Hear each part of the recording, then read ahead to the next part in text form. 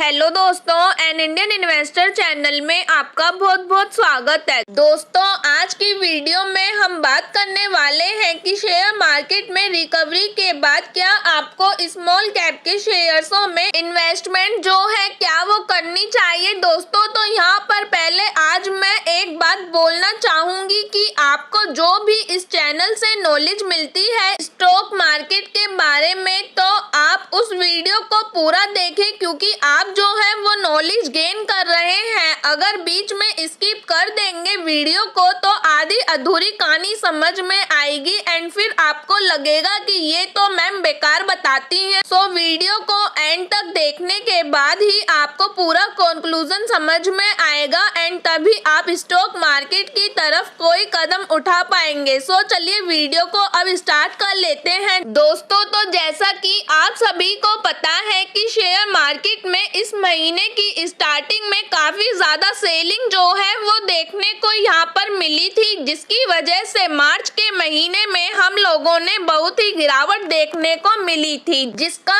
असर small cap के index पर दिखा। लेकिन 13 मार्च के बाद इन इंडेक्स में रिकवरी हुई और इस वजह से स्मॉल कैप्स के स्टॉक्स में एक बेहतर सेंटीमेंट हुआ, जो कि अब निफ्टी स्मॉल कैप में 100 इंडेक्स के 33% पर अपने 22 दिन के सिंपल मूविंग एवरेज पर काम कर रहा है, जबकि 13 मार्च को ये 20% ही था। एंड बात करें दोस्तों कि इस साल की शुरुआत में निफ्टी स्मॉल कैप इंडेक्स में कम से कम 90% अपने 20 दिनों के सिंपल मूविंग एवरेज से ऊपर काम कर रहे थे। सिंपल मूविंग एवरेज का मतलब दोस्तों यहाँ पर ये है कि अपने रेगुलर बेसिस एवरेज पर। ठीक सो मार्च के महीने में जब शुरुआत में शेयर मार्केट में गिरावट थी तो ये 40% की बढ़ोतरी के साथ 13 मार्च को कम से कम 53 स्मॉल कैप के शेयर्स में 10% से भी ज्यादा की बढ़ोतरी देखने को मिल चुकी है, जबकि 113 स्टॉक्स में 5% से भी ज्यादा की रिकवरी हुई है। एंड यहाँ पर कुछ कंपनी की बात करें दोस्तों, तो जैसा कि स्वन एनर्जी में 40% की तेजी देखने को मिली है, जबकि GPPL गुजरात पीवा पोर्ट लिमिटेड 25% ऊपर है। और गिरावट के बाद हिंदुस्तान कॉपर और जमुना ऑटो में 21 से 21% की यहाँ पर बढ़ोतरी देखने को मिली है, जबकि दोस्तों निफ्टी स्मॉल कैप में 250 इंडेक्स में मार्च में 6% की रिकवरी हुई। पिछले 2 साल में मिड कैप और स्मॉल कैप शेयर्स की अर्निंग ग्रोथ ने शेयर्स के इंडेक्स में तेजी की परफॉर्मेंस दिखाई है। सो इस दौरान निफ्टी स्मॉल कैप 150 इंडेक्स के PE में 10% की बढ़ोतरी हुई, जबकि अर्निंग में 53% की ग्रोथ देखने को मिली। मोनार्क नेटवर्थ कैपिटल ने इंस्टीट्यूशनल ब्रेकिंग के हेड पूर्व सेल्कर ने बताया कि पिछले कुछ साल के दौरान आई तेजी में अर्निंग ग्रोथ का जो परफॉर्मेंस है वो अच्छा बना रहेगा, जिसमें कि UBS ने अपनी रिपोर्ट में कहा था कि इंडियन कंपनीज का अर्निंग ट्रेड जो है वो मजबूत बना हुआ है, जबकि स्मॉल कैप और मिड कैप में इस बुलबुले को लेकर रेगुलेटर की चिंताओं से और किसी कारण जो है वो इस कैटेगरी के शेयर्सों पर असर दिख सकता है। तो क्या जो इन्वेस्टर्स हैं उन्हें जल्दबाजी करनी चाहिए इन स्मॉल कैप्स के शेयर्सों को खरीदने की? तो दोस्तों,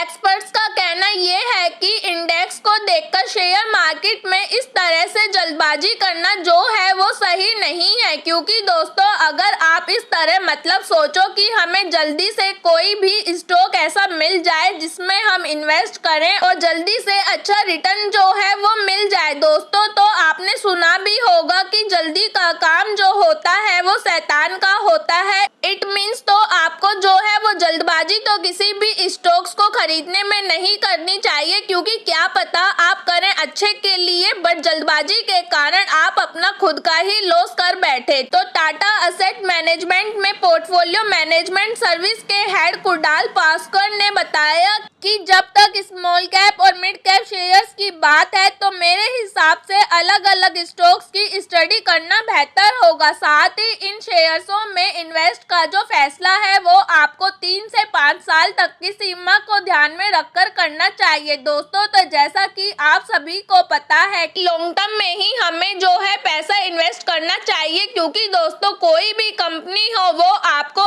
एकदम ना मिठाई नहीं दे देगी कि लो खा लो। दोस्तों, उसके लिए आपको वेट करना होगा। लॉन्ग टाइम के लिए आपको अपना पैसा इन्वेस्ट करना आना चाहिए, जैसा कि मैं आपको बताती ही रहती हूँ दोस्तों कि कई इन्वेस्टर्स गिरावट को देखकर तुरंत मार्केट से निकल जाते हैं, वहां से भाग जाते हैं। बट जो इस सिचुएशन को हैंडल करना जानता है तो वो ही शेयर मार्केट में टिक सकता है। दोस्तों, ओके, सो आई होप कि अब तक जितने भी लोग मेरी वीडियोस डेली देखते हैं तो इस चीज को तो अच्छे से समझ ही गए होंगे। एंड जैसी भी नॉलेज दोस्तों स्टॉक मार्केट से होती है उसके बारे में मैं आपको बता ही देती हूँ। एंड आपको भी अगर स्टॉक मार्केट से रिलेटेड कुछ पूछना हो तो कमेंट करके आप पूछ सकते हैं। ठीक दोस्तों, सो मिलते हैं नेक्स्ट वीडियो के साथ। वीडियो अच्छी लगी हो तो लाइक एंड शेयर जरूर करें, साथ ही चैनल को सब्सक्राइब भी करें। सो थैंक यू से वेरी मच दोस्तों, बाय बाय।